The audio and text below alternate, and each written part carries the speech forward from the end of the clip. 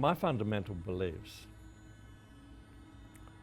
are multidimensional, especially when I describe them incorporated with my philosophy in the world of art.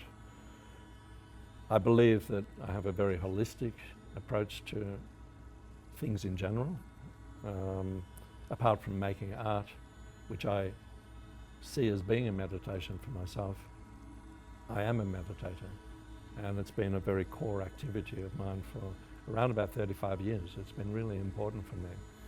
And I try to bring this into the work that I do. And in a lot of ways, it's not surprising for me that I've stumbled across or stumbled into a role as an artist of being an environmental artist, where my main concerns are about the environment.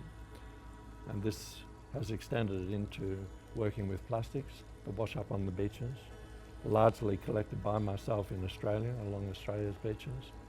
I live in Byron Bay in Australia, and I collect from the beaches around there, and also from many other locations where I visit regularly, including Magnetic Island up on the north of Queensland, and other locations around Australia. And also I've been to China and I've collected plastics from those beaches.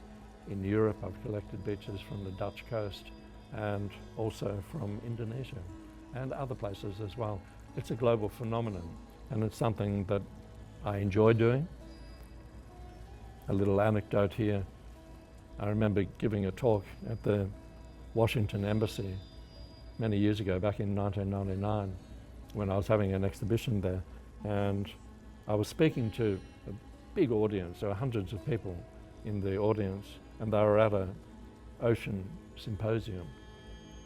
And here was I coming on stage with my story about collecting plastics from beaches. And I was saying, oh, I get really excited when I see a yellow piece over here and a red piece over here. And the audience were kind of looking a little bit like, they were a bit in awe. Here's this guy getting so excited to see all these plastics on the beach.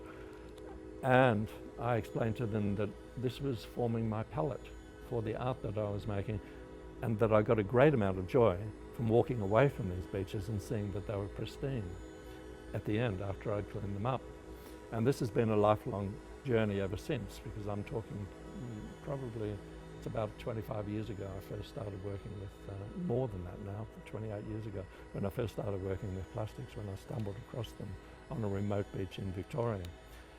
And I guess, coming back to the fact that it's an organic kind of process, and it's always been like that in my studio, where I trust in this process orientation in the studio, one thing leading to another, that rather than just throw these plastics away or even leave them on the beach when I first started collecting them 25 years ago or however long, I actually decided to start using them in my art.